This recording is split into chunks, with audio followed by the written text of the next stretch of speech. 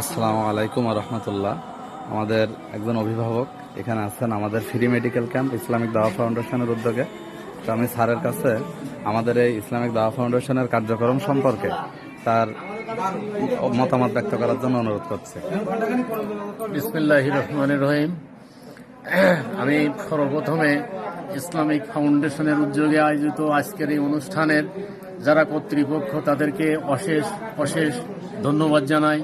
তাদের উদ্যোগে সারা বাংলাদেশে যেন এমন অনুষ্ঠান হয় সেই আশায় কামনা করি।